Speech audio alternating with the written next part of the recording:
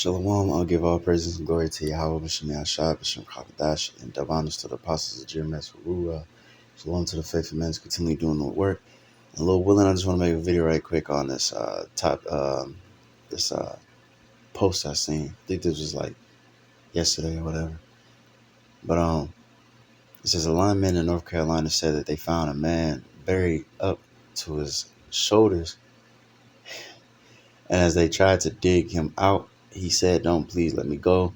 I don't want to live anymore." They asked him why he didn't want to live, and he said, "Because my wife and children are gone." They told him many people are still being found and his family should be safe. And he replied, "I know that they didn't make it because they're under me and they stopped scratching my leg 3 years ago." I said 3 years ago, 3 days ago. Right. So that's horrifying, man. You know what I'm saying? I believe this is after the hurricane, if I'm not mistaken. It looks like a hurricane. You know what I'm saying? But that's fucking horrible, man. That's terrifying. You know what I'm saying? Like, imagine your wife and your children, bro. So however many, I don't know, you got 2, 3, 4. I don't know. But it's obviously more than one child. They buried, all buried. First of all, you being buried to your fucking neck alone, that's scary as hell. You know what I'm saying? Especially because you can't move and shit. You're gonna be starving. You there for a couple of days, you starving, you can't. You know what I mean? You probably got bugs fucking with you and shit, man. That's crazy. Cold, you out there in the cold, you out there in the heat. Damn. Then on top of that, that's worse in itself. You buried alive, pretty much. It makes it worse because your head is out, so you're gonna survive even longer. If you was buried, you probably die a little bit quicker. You at least get suffocated, maybe. You know what I'm saying? But damn, bro. Then on top of that, your wife and your kids under you. And you can feel them. They scratching your leg. They can't move neither. The only thing they can do is really just scratch you. Now they stop scratching. And you ain't feeling for fucking 3 days straight. That's crazy. You know they dead, man. That's probably one of the most terrifying stories I heard in my life, bro. That's crazy. Imagine the thoughts they had.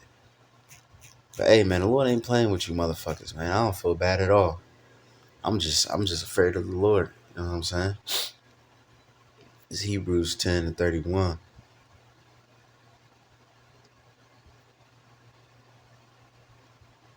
Matter of fact, I'm gonna start up. 26, it says, "For if we sin willfully after that we have received the knowledge of the truth, there remaineth no more sacrifice for sins." And that's why a lot of people, that's what they did. They sin willfully. They don't, like the scripture says, they willingly are ignorant. These people don't even want to know the Most High.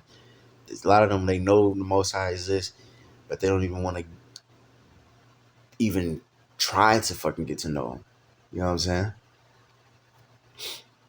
It says about a certain fearful looking of judgment, and fiery indignation which shall devour the adversaries. And that is a judgment right there. It says, "He that despised Moses' law died under mercy, without mercy, under 2 or 3 witnesses."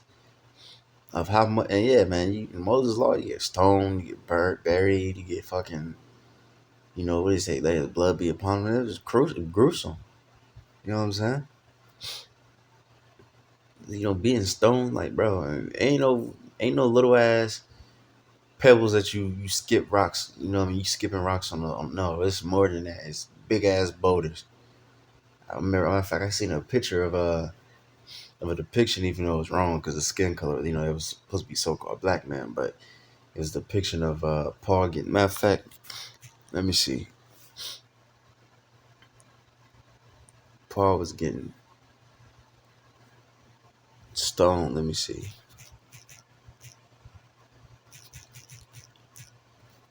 Let me see if I can find this one. Cause I ain't seen it in so long.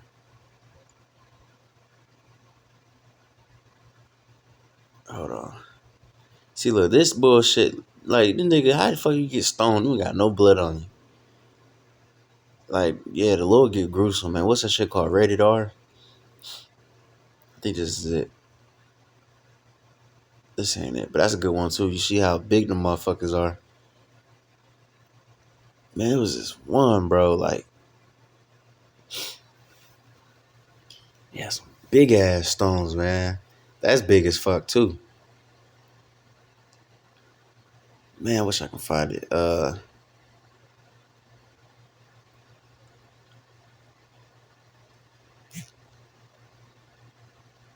me see. Yeah, I can't find it, but this is off the Moses law, bro. Like, cause like the scripture says, you do certain things, whatever, you gotta get stone. Damn, man, I wish I could find it, bro. It was a big ass, stupid motherfucking boulder, bro. And dude, motherfucking, he was standing right over. I believe it was Paul that I seen, but they was depicting. All right, so like, I'm gonna click on that whack ass picture. Uh, but whatever, I can't find. You get the point though. It was a big ass boulder, man. That's off the Moses law. All right,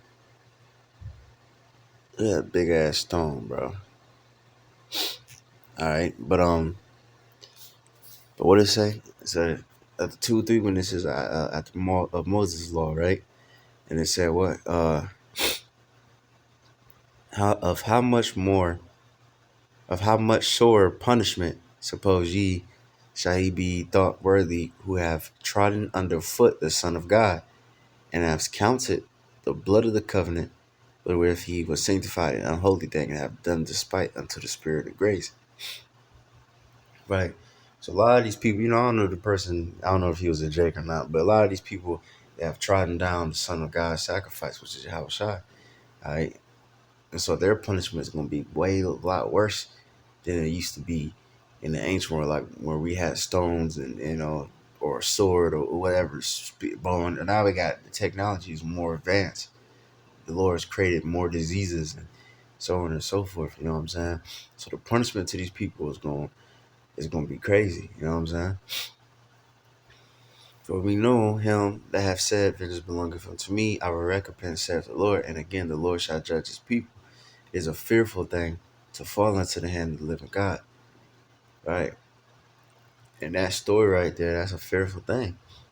A lot of these different, what was the first? Because it was two major hurricanes back to back. I ain't never seen that before.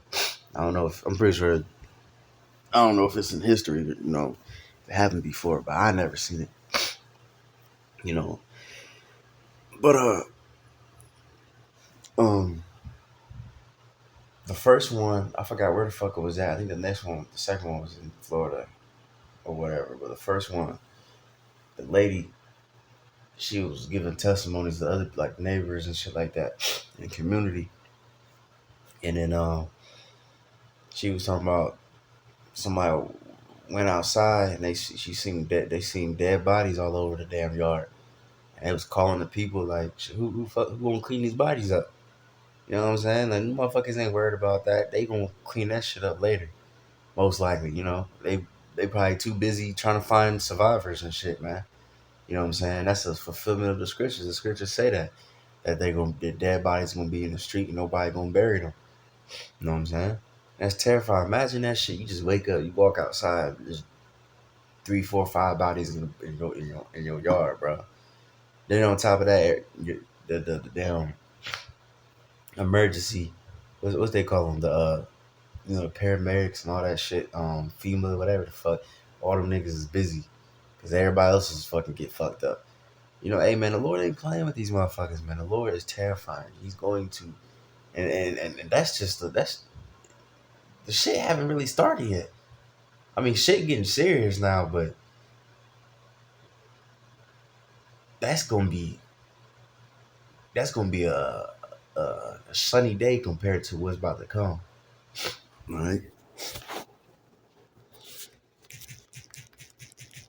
All right, that's what's coming to this place, man. Nothing but gloominess. Zephaniah 1 and 15 or 14. It says, the great day of Yahweh is near. It is near and hasteth greatly. Even the voice of the day of Yahweh, the mighty man shall cry there bitterly. Yeah, man. And that was, low key example. I don't know if that man was actually mighty, but he's supposed to be. You the man of the house. You supposed to be the leader of the house. You're supposed to be the mighty man of the house.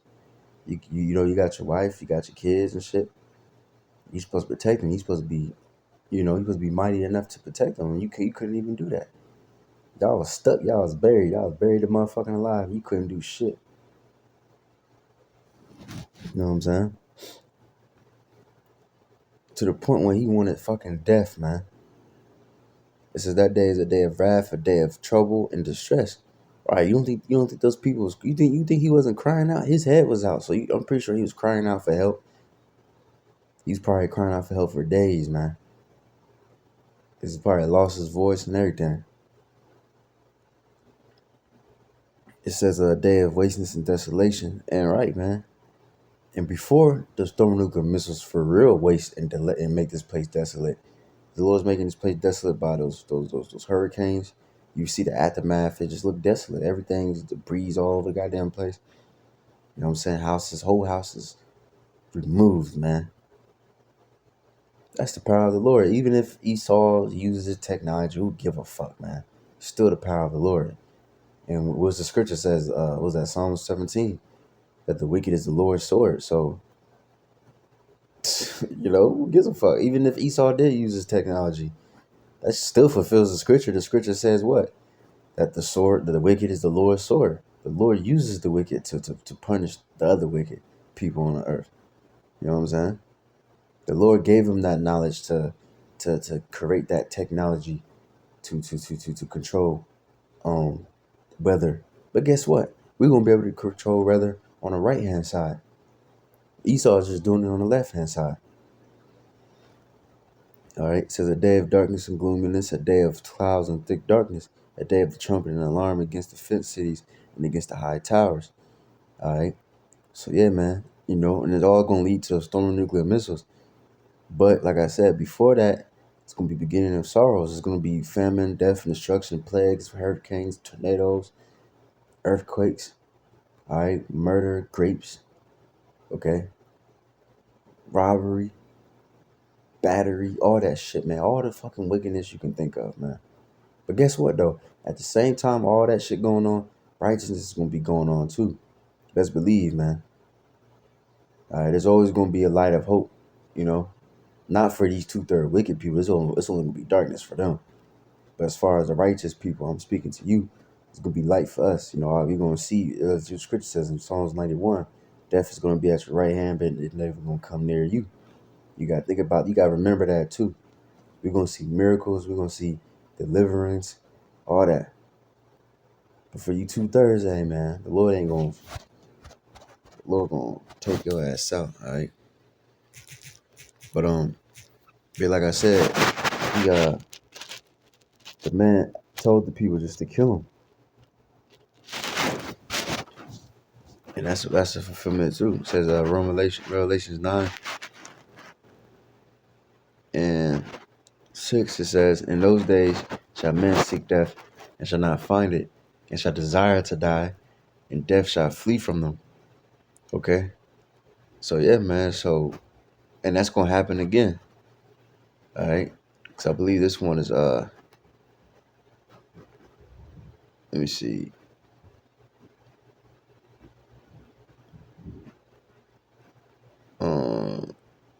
Yeah, it's some other nuclear destruction.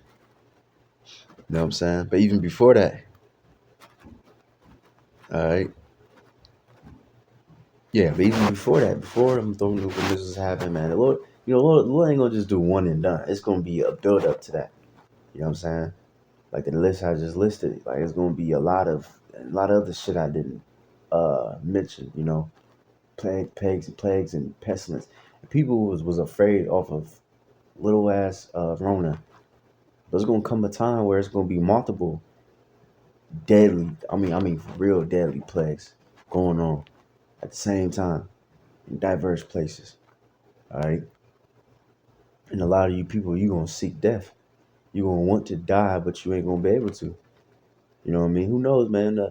Because them rescuers, I'm pretty sure they, obviously they didn't kill him. They, it's illegal to, murder people. So he probably went home after that. He probably got a gun and probably took himself out. You know what I'm saying? It's gonna come a time, bro. Hey, I had a dream like that. I think I made a video on it before already, but I had a dream. Outside my house, man. We all was just sitting there watching these people. It was a couple arguing, and this woman, she was like, she had her child, and she was like forcing her child in the father's car. Like, take the child. Like, nigga, I'm about to kill myself. And she did that. She like forced the child in his car. He banged out or whatever. And then she like, it was weird. Like, she came on our porch, and then she like took the gun out and she just shot herself in the head. But then she didn't die though. You know what I mean? She was laying there, but she was still alive. You know what I'm saying? And, people try to, my sister was there too. She a nurse and shit. She tried to save her. And then she, you know what I mean? She, she was through. But she was still alive. The point is she was still alive. So, that remind me of this scripture. That's going to happen. And that happens. It literally happens. People shoot themselves and then at the last minute regret it. And then, when they pull the trigger, the brother Quan told that story. Because he used to be part of the military. I guess a lot of people in the military try to kill themselves. Last minute, they try to pull back and regret it. And then the bullet might not go fully, it might just take a chunk out or whatever, or graze them or whatever, not go straight through and through. You know what I'm saying? Or, in their brain or whatever the case is. So now they all fucked up looking. Or even sometimes, hey, there's people that have been shot in the head and a shotgun, AK, motherfuckers still alive, walking around with big ass knot in their motherfucking head, man. Hey, the Lord ain't, man, listen, bro. One last scripture.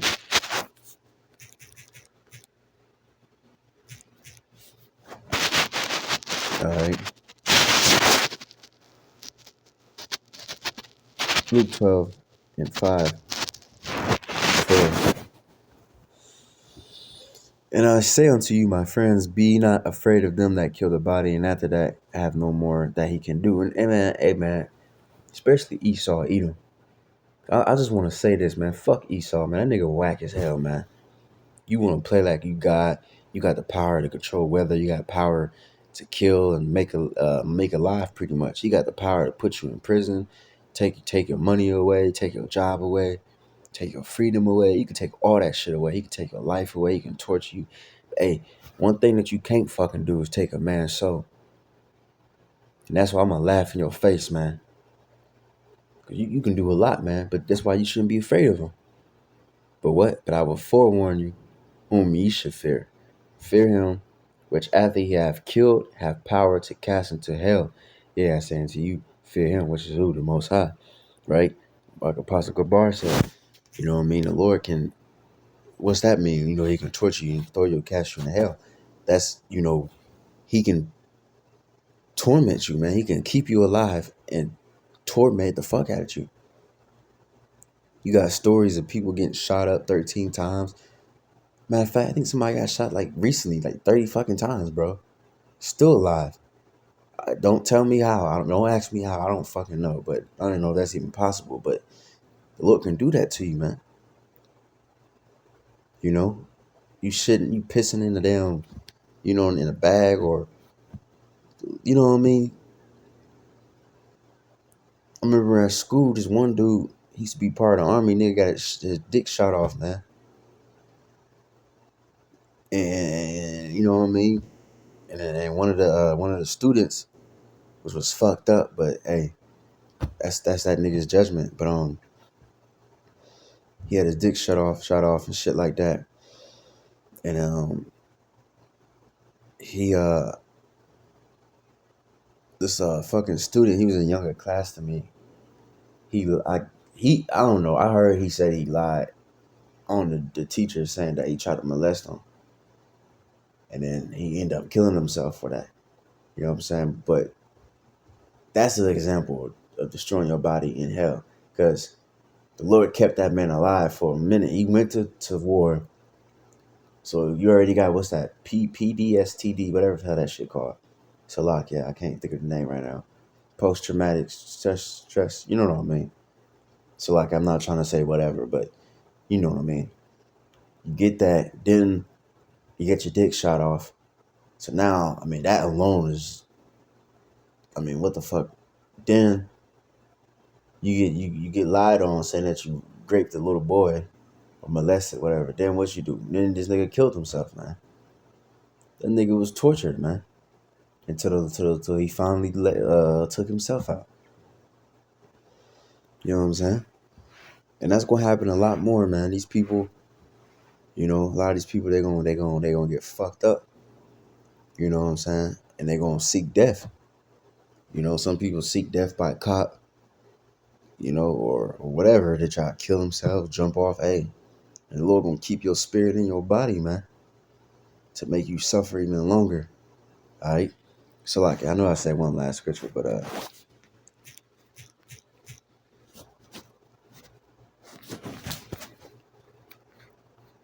um,